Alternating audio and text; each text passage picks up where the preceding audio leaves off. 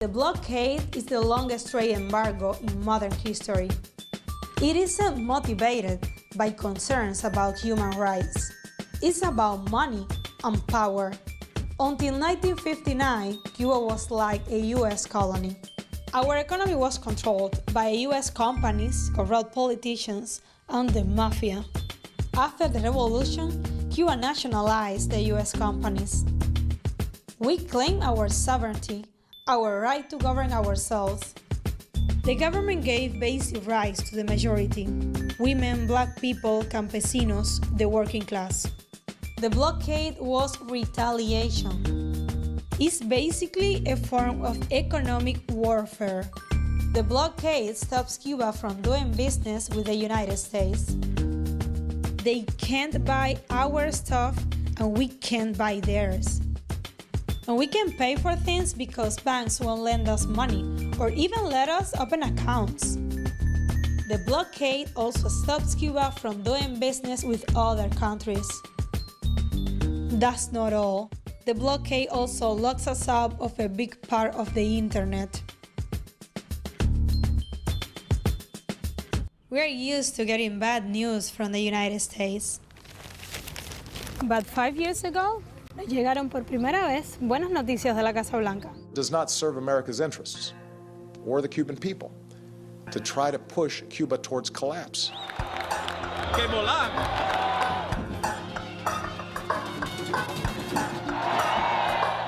Obama announced new relations with Cuba. He began by loosening the blockade.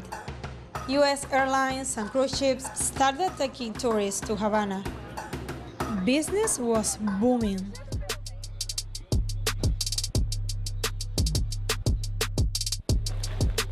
Clandestina became Cuba's first independent design store in 2015. Idania is Clandestina's co-founder. She started the store after Cuba opened its economy to private business. Clandestina pretende establecer el trabajo de los jóvenes diseñadores cubanos.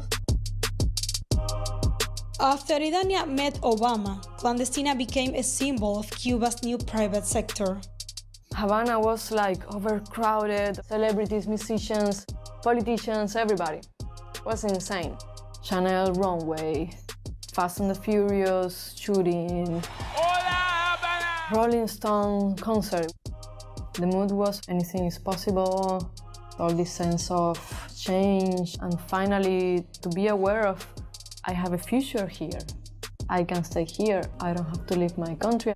But then Trump won the election, so. But all of the concessions that Barack Obama has granted the Castro regime were done through executive order, which means the next president can reverse them, and that I will do. The Trump administration is imposing new restrictions on U.S. travel to Cuba. John Bolton making a South Florida stop today to talk to the Cuban-American community. Unveiling sweeping changes to Cuba policy. A major blow to the new U.S.-Cuba relationship. The U.S. has banned flights. All families to leave Cuba. The U.S. government will also ban trips by cruise ships. They'll have to go after their finances. Limiting the amount of money. Fresh U.S. sanctions. It's part of a trend. U.S. tourism stopped. And if you don't have tourism, you don't have business. No tourism, zero remittances, no trade at all. You are suffocating the private sector. You are suffocating the Cuban people. Since COVID, things have gone from bad to worse. ¿Tiene ibuprofeno por casualidad? No, mamita, eso está en baja. ¿Y warfarina? Tampoco. ¿Y metformina? Tampoco. ¿Y enalapril? Eso está en baja. You'd think the US might loosen the embargo during a pandemic. Nope. Recently, 2 Swiss companies refused to sell Cuba ventilators because they were owned by a larger US company. And a US-owned airline wouldn't take a donation of masks and ventilators to Cuba. On top of all that, the Trump administration made it even harder for our family members in the U.S. to send us money. The Trump administration has killed a deal that would allow Cuban baseball players to play for Major League Baseball. El bloqueo afecta hasta nuestro deporte nacional. Cian Vega is one of Cuba's top young baseball prospects. Desde chiquito siempre mi papá me inculcó entrenar, me llevaba todos los días a la pelota. Empecé a ver mi talento a partir de los 13, 14 años.